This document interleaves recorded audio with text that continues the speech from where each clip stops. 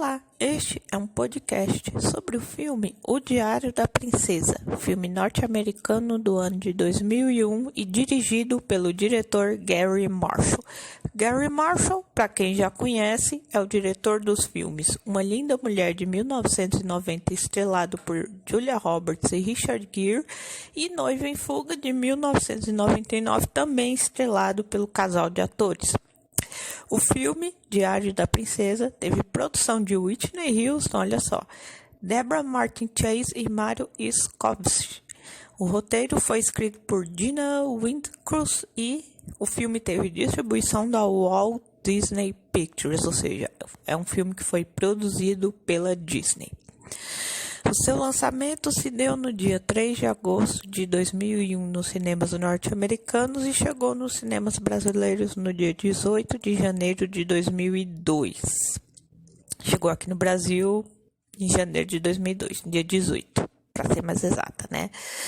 Enfim, é que nem eu já falei em vários podcasts, né? Antigamente os filmes chegavam aqui no Brasil com um delay de alguns meses até anos de diferença por lançamento nos cinemas norte-americanos. Nos dias atuais, o filme ou estreia no mesmo dia ou estreia aqui no Brasil até um dia antes que na estreia americana ou até um dia depois. A estreia para filmes nos dias de hoje é ali na mesma época, né? E o filme, O Diário da Princesa, teve um orçamento de 26 milhões de dólares com uma bilheteria de 165 milhões de dólares, ou seja, o filme foi um sucesso absoluto na época em que ele foi lançado. E para um filme de comédia, o custo até que está ali dentro da média, mas a bilheteria foi um sucesso. Filmes de comédia que ultrapassam 100 milhões de dólares em bilheteria, a gente já pode considerar como sucesso, a não ser que o filme seja muito caro. Mas geralmente filmes de comédia romântica, não são filmes muito caros, então a bilheteria passar 100 milhões de dólares quer dizer que a fórmula deu certo, ou seja, que o filme deu certo, né? Enfim, e é um filme assim é um filme bem sessão da tarde, é um filme que você pode assistir com toda a sua família, né? Não tem censura, porque não tem nenhum tipo de linguagem chula, nenhuma cena assim que exija censura, enfim. E assim, eu assisti um tempo desse que passou na sessão da tarde, né? Eu assisti o filme assim, mais ou menos por partes, né? Até porque a sessão da tarde da Globo é muito famosa por picotar o filme como se fosse carne moída, né? Mas aí eu fiquei com um pouco de interesse em assistir essa obra por completo, sem corte, sem comercial, sem nada. E o que eu fiz, como toda boa pessoa sem recursos para ter uma TV a cabo, ou Netflix, ou qualquer rede de stream paga, o que eu fiz? Baixei, assisti, gostei muito. E aqui eu tô fazendo esse podcast hoje porque eu adoro esse tipo de filme de comédia, assim, eu gosto de filmes de drama também, né, ação, suspense, um pouquinho de terror, a gente gosta, não um terror muito pesado, macabro, a gente gosta eu gosto mais do terror psicológico e slasher, mas um dia eu ainda falo sobre filmes desse gênero, mas enfim. Mas filmes de comédia, assim, tá ali no meu top de listas para assistir. E esse filme, eu gostei muito quando assisti. Inclusive aqui no canal eu tenho vários podcasts sobre filmes de comédia, né? Curtindo a Vida Doidado, Meninas Malvadas. Esses filmes com essa pegada bem adolescente eu gosto muito. Aí, apesar de ser filmes que sofrem um certo preconceito do grande público, justamente por ter essa temática adolescente, né? Mas, assim, eu acho que o grande precursor, né? O diretor que veio para o cinema e popularizou esses filmes com essa temática teenager, ou seja, adolescente, foi o diretor de Curtindo a Vida Doidado, o John Hughes, né? Que descanse em paz, né? Foi a partir dos filmes dele, né? Que eu considero como a trilogia suprema dele, Curtindo a Vida Doidado, Gatinhas e Gatões e Clube dos Cinco. A partir daí o pessoal viu que esses filmes eles chamam muito público, né? Aí a partir daí veio uma leva de outros filmes ali na mesma pegada, né? Até terror adolescente, que é o caso de Pânico também, né? Até para outros gêneros esse universo adolescente se expandiu, mas vamos voltar para o filme O Diário da Princesa, né? Que é um filme que tem essa pegada adolescente, né? Inclusive, mostra vários estereótipos adolescentes. A personagem da Anne Hathaway, que é a Mia, né, a nossa protagonista, ela é uma adolescente deslocada, ela não é enturmada com a grande turma dela lá, ela só tem uma amiga e um amigo, o pessoal zoa dela, ela é desengonçada, aparentemente ela tem conhecimento, ela é uma menina inteligente, mas ela é desengonçada sem jeito e muito tímida, né? Ela é, como ela sempre diz, a invisível da turma, né? E quando o pessoal repara é para dar risada, né? Tem a popular, que é a Mandy Moore, né? A Lana, que inclusive a Mandy Moore, ela é a protagonista do filme O Amor para Recordar, né? Ela é a Jamie. Eu já falei sobre esse filme, depois vão lá dar uma ouvida no podcast que tá muito bom. Enfim, ela é a vilã, né? O extremo oposto da personagem dela, O Amor para Recordar, que ela estrelou um ano depois, né? Que foi em 2002, O Amor para Recordar, O Diário da Princesa de 2001, primeiro filme. E, assim, tem esses estereótipos, o menino bonitão lá, que é o namorado da Lana, que é o crush da Mia, né? E que ele só se aproxima da Mia por interesse, quando o pessoal descobre que ela é uma princesa. Eu já vou chegar nessa parte, enfim. Tem vários estereótipos de adolescentes, né? O menino que gosta da protagonista, que ela vê como um bom amigo, quase irmão, mas não como o garoto que gosta dela, mas ela só enxerga isso no fim do filme. Eu também já vou falar sobre isso. Enfim, tem vários estereótipos nesse filme que não tornam o filme menos desinteressante, pelo contrário, né? Mantém aquele mesmo padrão de filme adolescente, com seus respectivos adolescentes estereotipados por cada ator ou atriz, enfim. E a fórmula funcionou bem inserido na história do filme, né? Temos a Julie Andrews, né, como a Rainha Clarice, e tá, assim, com uma atuação impecável aqui, né? O Hector Elizondo, que é o Joey Middleton, que é o segurança da rainha, né? Inclusive, esse ator, o Hector Elizondo, ele atuou em vários filmes do Gary Marshall.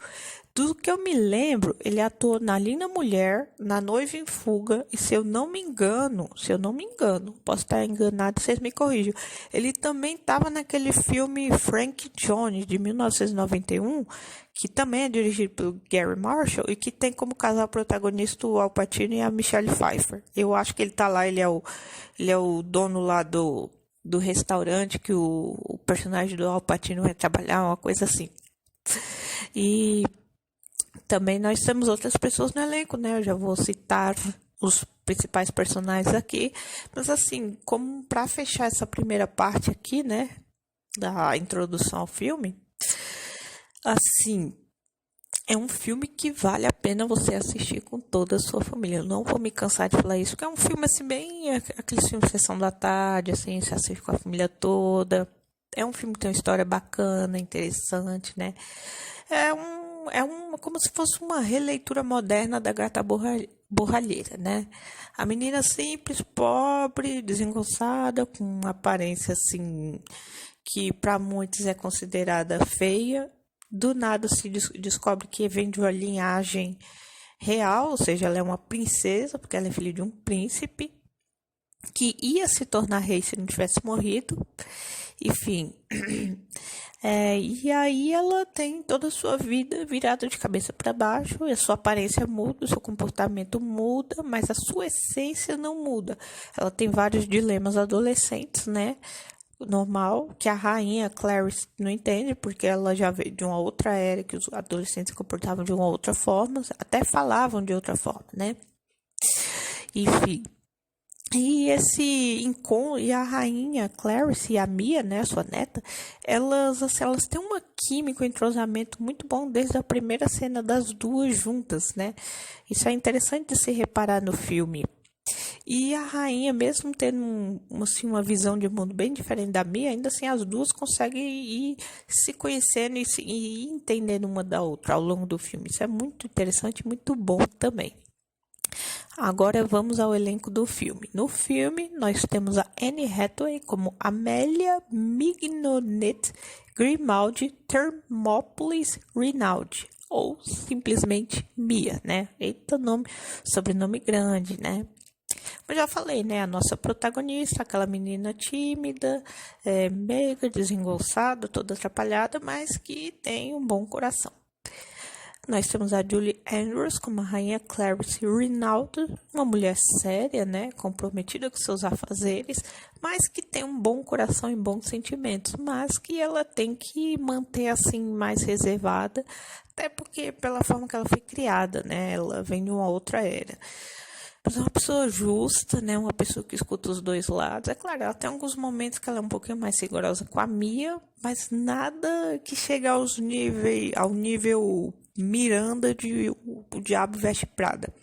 Quando eu fui assistir o filme, no começo, que eu vi a primeira cena da rainha, né, a Clarice, vou chamar de rainha Clarice, que eu vi ela descer na escada, se sentando, conversando com a Mia, eu senti muito como assim, aquele jeitão da Miranda, né, do Diabo Veste Prada, que é interpretada pela magnífica atriz Meryl Streep, eu pensei, puta que vai ser outra uma nova Miranda para Anne Hathaway ter que aguentar. Mas não, a rainha não era essa mala sem alça, não. Pelo contrário, é uma pessoa bem legal. A gente vai se apaixonando pela personagem dela ao longo do filme, né? A gente vai passando a ter simpatia por ela.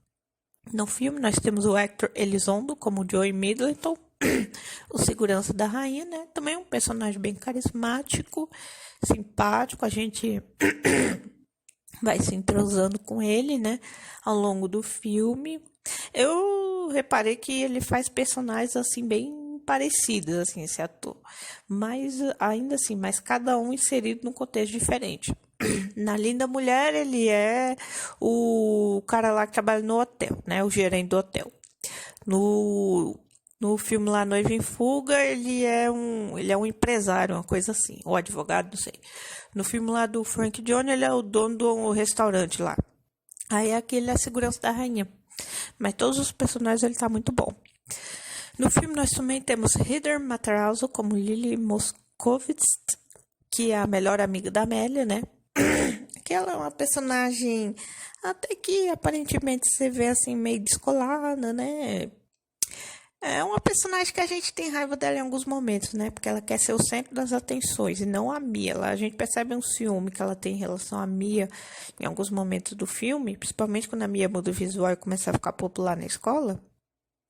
Mas ainda assim, apesar de tudo, a Lily ela tem bons sentimentos, apesar de não parecer em boa parte do filme esses bons sentimentos. Mas enfim. No filme nós também temos Mandy Moore, como eu já falei, que interpreta a Lana Thomas. Ela é aquela típica, a patricinha, a popular da escola. Sempre aquele estereótipo. Loira, magra, popular, namora o garoto mais bonito da escola, entre aspas, né? Porque aquele ator é mais ou menos, né? Também, enfim. Popular, bonita, enfim, é a Regina George do filme, vai. Eu já falei de Meninos Malvados também, né? Mais de uma hora de podcast, depois vamos lá. Um filme super icônico. Enfim, ela é a Regina George do Diário da Princesa, só para resumir todas as características dela, né? E ela faz da vida da Mia um inferno, né? Ela zomba da Mia em vários momentos, mas lá perto do terceiro ato do filme, a Mia ela meio que se vinga de todas as vezes que ela zoou ela e da forma como ela trata as outras pessoas da escola. No filme, nós também temos a Caroline Goodall como Ellen Thermopolis, que é a mãe da Mia. Aparentemente, a Mia e a mãe delas têm uma relação muito boa, né? Isso é bacana de se ver, né? No filme, nós também temos Robert Watson como Michael Moscovitz, que é o irmão da Lily, né? A melhor amiga da Mia. E ele também é o melhor amigo da Mia, né? Ela tem uma melhor amiga e um melhor amigo. E ele também tem um crush na Mia, ou seja, ele gosta da Mia. Só que a Mia, ela não percebe, né? Isso sempre acontece em vários filmes, né? Fazer o quê, né? Até ela reparar que ele gosta dela, já se foi 90 minutos de filme. Enfim, no elenco nós também temos Eric Von Detten como Josh Bryant, que é o namorado da Lana e o crush da Mia, né? Ele aparentemente nem repara na existência da Mia, né? No começo do filme, até ela mudar o visual e todo mundo descobrir que ela é a princesa de Genóvia, né? E a partir daí ele começa a se mostrar interessado, e a Mia ela nem repara que é por puro interesse, né? Quando ela fala pra mãe que o Josh convidou ela pra um passeio na praia, a mãe fala assim, mas não é ele que sempre te ignorava? Ela, mas agora ele mudou. A mãe ficou com o cara meio assim, ela, se fosse uma mãe, ia falar, filha, foge que é cilada, né? É aquela famosa história, né? O golpe tá aí, cai quem quer.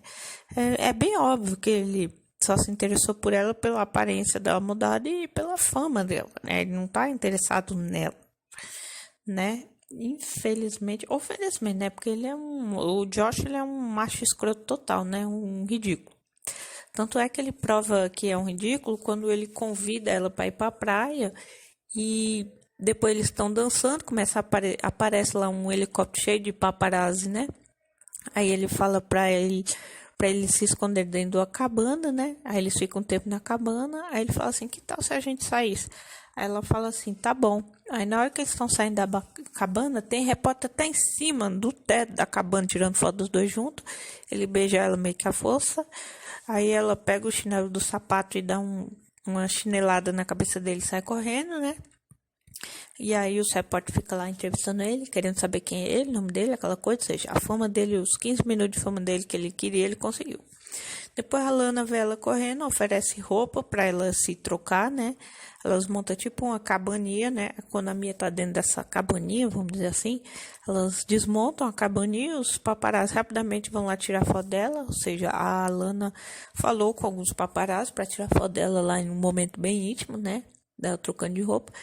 E aí ela sai correndo de lá e por sorte a professora de ginástica dela, né? Aparece lá e consegue acudir ela, ou seja, aquele momento que os paparazzi estão lá e ela chorando desesperada pedindo para deixarem ela em paz, ou seja, me lembrou muito o que a Britney passou naquele período de 2007, né, quando os paparazzi não davam descanso para ela, onde ela ia, ele estava lá atrás.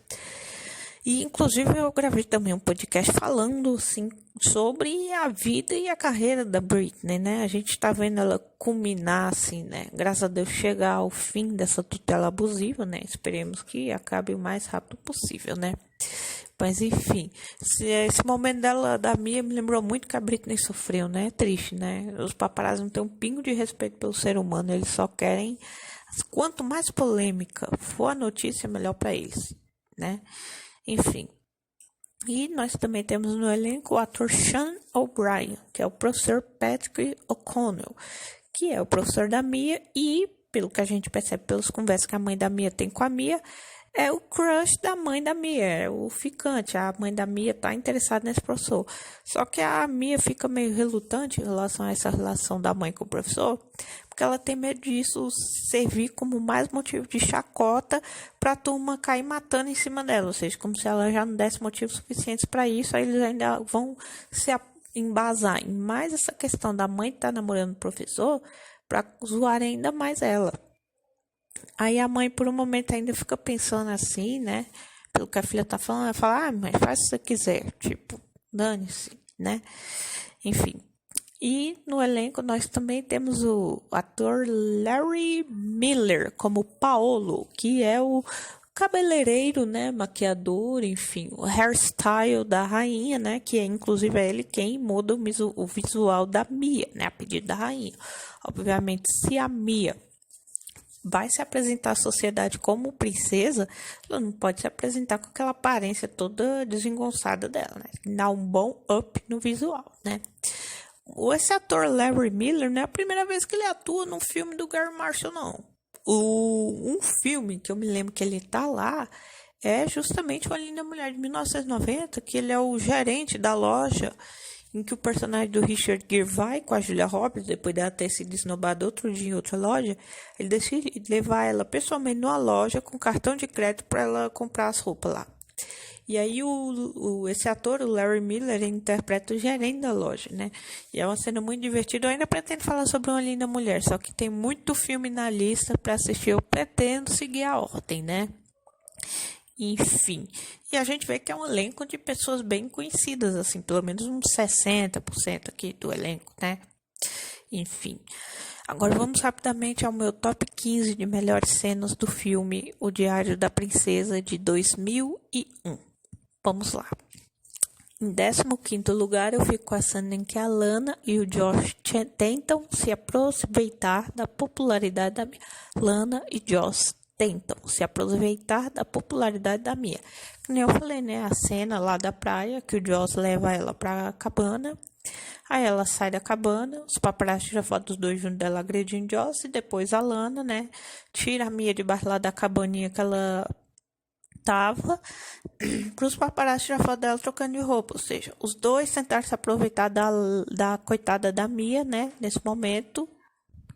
Coitada da Mia, né? E daí ela já percebe que tudo que o Josh queria era a fama dela, né? Não era ela de fato. Mas isso já era óbvio, né? Enfim, mas porque ela é muito inocente, coitada, pra não falar outra coisa, caiu direitinho na lábia dele.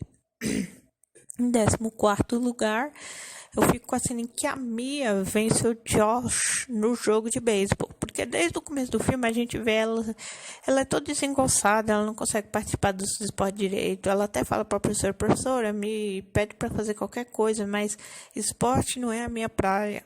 Esse negócio de esporte, eu sou toda desengonçada, eu não tenho jeito. Aí nesse momento a gente não tem como não se lembrar de Bella Swan, né? E de Anastasia Steele, né, de Crepúsculo e 50 Tons de Cinza, aquele estereótipo da mocinha indefesa e desengonçada, né, vontade de estrangular essas pessoas, com perdão da palavra, né, no sentido figurado, porque as duas são personagens extremamente irritantes, mas não é o caso da Mia, porque ela é uma desengonçada, mas ela é uma desengonçada com carisma. A Bella não, a Bella é uma desengonçada com aquela bocona aberta assim, ó, e a Anastasia ainda é uma versão piorada da Bella, né? Enfim. A Mia, né, voltando aqui, a Mia, ela vence o Josh no jogo de beisebol, né? Isso já depois do episódio da praia e tudo mais, que ela já sabe que o Josh é um macho escroto e tudo mais. E no momento que ele tá bem debochando dela, ela consegue acertar o saco dele, né? Lá as partes dele com a bola, e depois ela consegue correr, né? Que no beisebol tem aquela coisa, você acerta a bola e depois sai correndo, né? Ela faz isso, ela consegue fazer a tempo e consegue vencer o Josh no jogo e automaticamente sendo aprovada em ginástica, porque a professora falou, Mia, mas você tem que se esforçar para melhorar, porque eu não quero te reprovar em ginástica, né? Ginástica é a educação física deles, né? Enfim. Em 13º lugar, eu fico com a cena em que a Clarice briga com a Mia por conta das notícias que saíram sobre ela, Mia na praia, né? A Mia, ela não tenta rebater a rainha, ela escuta e aceita a bronca dela, assim, sem questionar nem nada, né? Aí, essa cena, né, muito importante, porque na sequência a gente tem o Joey explicando para Clarice que a Mia nada mais foi do que vítima da Lana e do Josh, né? Que eles queriam 15 minutos de fama, que ela é uma menina boa, de bons sentimentos, que ela não tem muita noção da maldade alheia que a rodeia, principalmente ela com essa fama. Agora que ela já tem, né, por ser a princesa de Genova e tudo mais. Aí a rainha começa a pensar, e depois a rainha vai até a casa da Mia, né? Elas conversam um pouco e a rainha pede desculpa por ter brigado com ela, né? Por não ter entendido o que realmente estava acontecendo na situação, por não ter não ter aberto espaço para me explicar como as coisas acontecem, né? E a Mia, com o coração bom que ela tem, ela aceita as desculpas de bom grado, ela ainda pede desculpa se ela causou transtornos para a rainha em alguns momentos, e as pessoas acabam se abraçando, é um momento muito fofo, muito bonito também, né? Fica como cena bônus aí. Em 12º lugar, eu fico com a cena em que a Mia revela a Lily que é uma princesa. E por que ela tem que revelar para Lily que ela é uma princesa? Porque ela começa a ir frequentemente na casa da avó dela, né, para ter aulas de bons modos, né, aulas de etiqueta, tem o visual mudado, né, e tudo mais. E a Lily sente que a Mia se afastou dela, porque elas não fazem mais coisas juntas depois da aula, né. E aí a Mia, né, com medo de perder a amizade da Lily, ela acaba revelando para a Lily que ela é a princesa de Genova. E a Lily fica toda eufórica, mas a Mia pede segredo e a Lily guarda o segredo. Só que a notícia de que ela é a princesa de Genova acaba caindo nas mãos da imprensa, porque a Fabiola Hypert do filme, o Paolo, né? ele não conseguiu manter a boca fechada e saiu espalhando para todo mundo que ela era a princesa de Genóvia. Ele falou onde estudava e que ele tinha mudado o visual dela, que a rainha pediu e tudo mais, né? Aquela coisa para ele conseguir também os 15 minutos de fama dele, né? E isso porque ele tinha assinado um contrato de confidencialidade, ou seja, ele não tinha permissão para falar aquilo para ninguém. Mas ainda assim ele foi lá e abriu a bocona dele, né? Enfim, mas ali ele guardou o segredo e tudo direitinho. Tanto é que ela fala isso pra mim, e a minha acredita na hora. E aí é quando o Paulo aparece e fala que foi ele. Enfim. E em 11º lugar, eu fico a cena em que o Joey encontra a Mia dentro do carro e a leva para o baile. Lá perto do terceiro, já no terceiro ato do filme, ou seja, perto do fim do filme, ela encontra uma carta do pai, né? E lê, porque a avó dela, a rainha, deu para ela um diário que era do pai, que agora seria dela, Mia. E nesse diário, ela ia escrever as coisas sobre a vida dela, sobre os sentimentos dela, aquela coisa toda. Só que dentro desse diário o pai já deixou uma carta que era para Mia ler. E aí a Mia leu a carta, né? Acabou achando jogado no chão, caiu. Quando ela estava juntando as coisas para meio que fugir lá de São Francisco, porque ela não queria desapontar a mãe, mas ao mesmo tempo ela não queria se tornar rainha de Genóvia. Então ela decidiu que ia fugir. Só que aí ela desiste da fuga quando a carta cai do diário, cai no chão, o gato senta em cima da carta, ela percebe que o gato, como se o gato estivesse em cima de alguma coisa, ela acaba achando a carta, né? Lê a carta e ela decide desistir da fuga e assumir o posto de princesa de Genóvia, né? Aí disso, ela acaba pegando o carro dela, dá problema o filme inteiro. Eu não sei como ela não desiste daquela lata velha, né? Leva pro Luciano Huck, ele dá um jeito.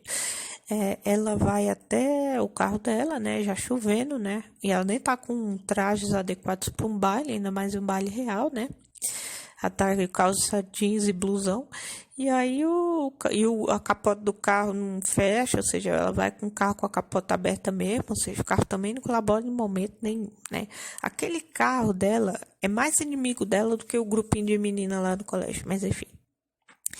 E aí nessa o carro para na rua de vez, né? Óbvio. E aí o Joey, no baile, ele decide ir até a casa da Mia para buscar ela, porque ele sente que ela vai fugir, né? Porque a mãe disse que ela estava esperando ele, Joey, ir lá buscar ela, sendo que o Joey recebeu a informação de que a Mia chegaria com a mãe, né? Aí ele percebe tudo, decide ir atrás da Mia até a casa dela e acha ela no meio da rua, lá dentro do carro, toda molhada, encharcada, né? E acaba levando ela pro baile, né? Ou seja, o herói do dia, Joey. Em 10º lugar, agora no nosso top 10, eu fico com a cena em que a Mia descobre que é uma princesa. Isso é na primeira parte do filme, né? Quando ela vai visitar a avó, né? Mansão, tudo mais. Aí a avó acaba revelando que ela é a rainha de Genóvia e que o filho dela, que é o pai da Mia que faleceu, era o príncipe de Genóvia, ou seja, logo ela, Mia, é uma princesa, né? Ela se revolta com a véia, fala umas coisas e sai correndo da casa. Aí depois a Clarice vai até a casa da Mia falar com a mãe da Mia, né?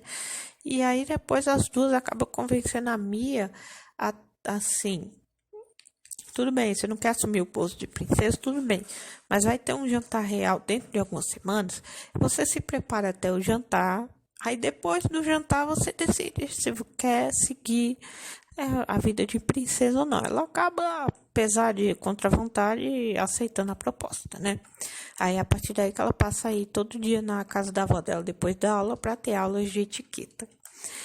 Em 9º lugar, eu fico com a cena em que a Clarice e a Mia passeiam por São Francisco, que é a cidade central onde ocorrem os acontecimentos do filme, né? E o passeio das duas, elas passeiam por vários lugares, assim, né?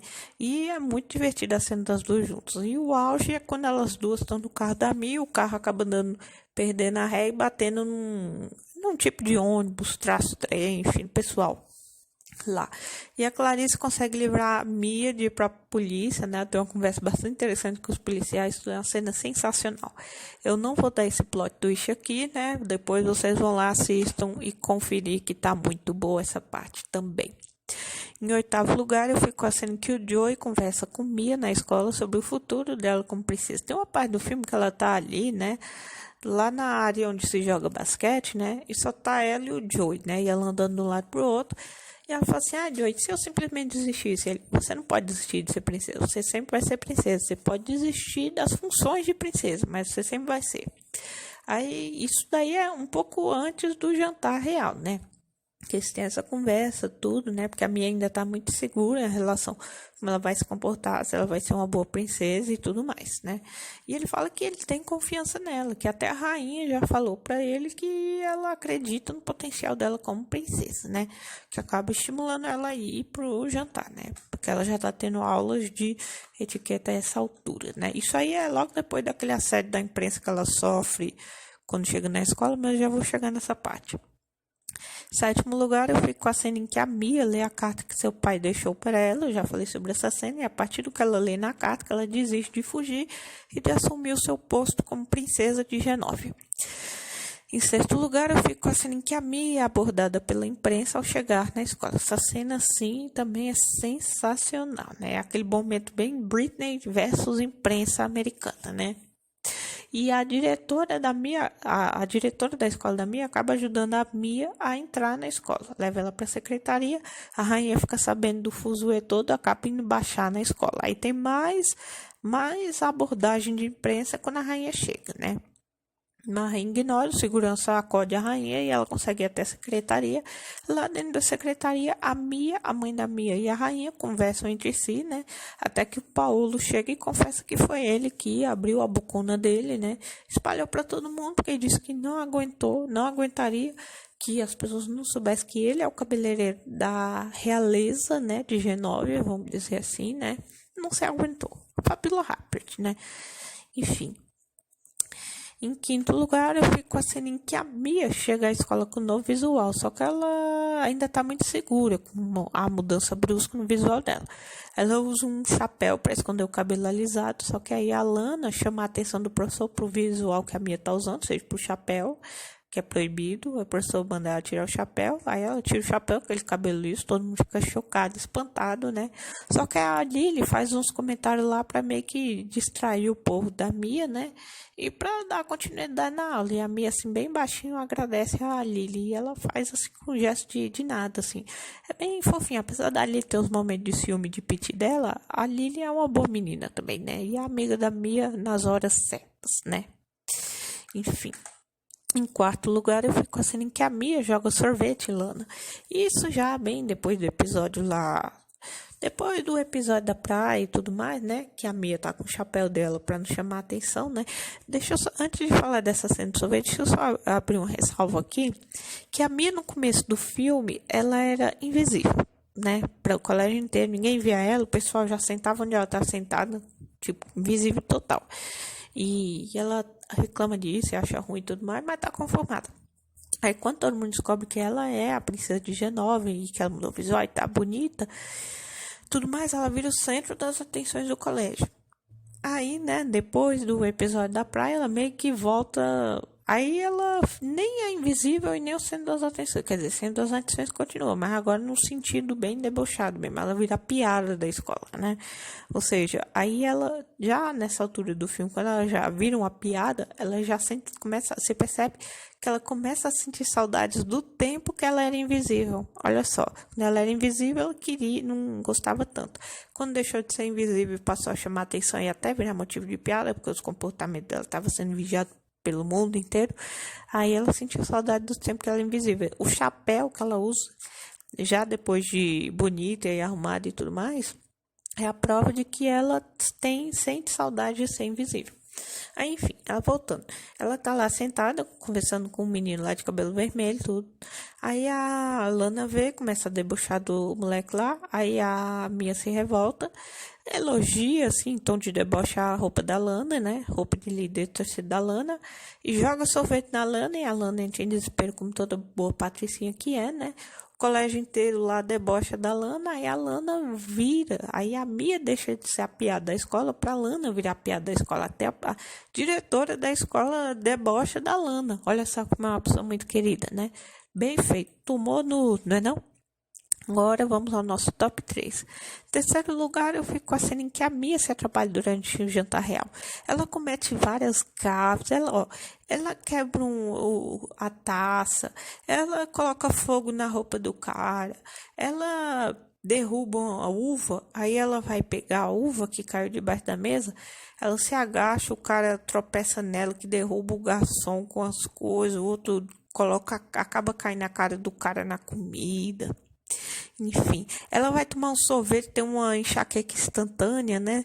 Aí tem até duas pessoas lá fingindo que estão com o mesmo problema pra ela não ser a vergonha da mesa, tipo, eles estarem juntos pra ser um coletivo ali, né? Enfim, ela é uma atrapalhada melhor do que a outra. Sensacional, né? Mia sendo Mia. É que nem eu falei, Bella, Swan e Anastácia eram desengonçados, mas eram desengonçados no nível hardcore. Tipo, não tinha nexo, né? Elas eram desengonçadas pra parecer aquele estereótipo da moça indefesa pra ser resgatado pelo macho bonitão escrotão, né? Eu já falei isso diversas vezes. A Mia não, a Mia era desengonçada, mas é uma desengonçada assim com o estilo próprio, com o carisma dela. Você não ri dela, você ri com ela, porque até ela mesmo debocha de si mesma em alguns momentos. Mas enfim, segundo lugar, para mim a segunda melhor cena do filme é a cena em que a Mia e o Michael dançam no baile. Isso é já no fim do filme, né? Enfim, porque na parte final, depois que o Joey resgata a Mia, ela vai até o baile com aquela roupa, né? Calça jeans e roupão, né? Vai fazer o discurso dela perante a sociedade lá, daquele jeito molhada da chuva com aquela roupa, né? Aí é quando ela se declara a princesa de Genova, já vou chegar nessa parte. Enfim, aí depois disso o pessoal leva ela correndo pra se arrumar e secar o cabelo. Aí depois ela volta, né, com um traje de baile, mesmo com a roupa bem bonita de princesa, né. A rainha começa a dançar com o cara, né, a Mia fica olhando pros lados, até que o Michael aparece e convida ela pra dançar também. Aí depois o Michael e a Mia vão pro jardim lá, né, da mansão da rainha, e os dois acabam se beijando lá no jardim, né. E ela diz que... Aí é a partir daí que ela percebe que gosta do Michael. E ela ainda fala assim pro Michael: você foi a única pessoa que me enxergou quando eu era invisível pro resto. Frase bem bonita, né? E, em primeiro lugar, pra mim, a melhor cena de todas é a cena em que a Mia se declara princesa de Genove, né? Depois que ela desiste da fuga, vai até o baile com a roupa totalmente inapropriada, mas isso não importa. E isso porque no começo do filme ela tinha dificuldade para fazer um discurso, aqui ela faz um discurso super emocionado e o discurso dá certo porque não é uma coisa preparada, é uma coisa do coração dela, uma coisa que ela sente. Ela faz um discurso tocante muito bonito e se declara a rainha, a princesa de Genóvia. E aí depois tem a sequência da dança, que eu já falei, né? É dela e do Michael dançando, depois vão pro jardim se beijam e aí o filme acaba, né? Enfim, aqui vou rapidamente algumas curiosidades do filme, porque esse podcast está ficando um pouco longo. Para quem não sabe, O Diário da Princesa foi o primeiro filme estrelado por Anne Hathaway, ou seja, é o filme de estreia dela, né? Para quem não sabe também, Anne Hathaway conseguiu o papel porque ela era tão desengonçada quanto a personagem Mia. Ela caiu da cadeira durante a audição e foi nessa queda que os produtores perceberam que tinha encontrado a atriz certa para interpretar a princesa Mia, né? Já pensou? De uma queda veio o sucesso dela. Ironias da vida. Para quem não sabe também, grande parte do cabelo da Mia, antes dela se mudar, antes da mudança dela, ou seja, aquele cabelo todo cacheadão, grossão, era falso. Os cineastas adicionaram outra camada de fios em cima do cabelo natural da Anne para dar um visual mais volumoso, né?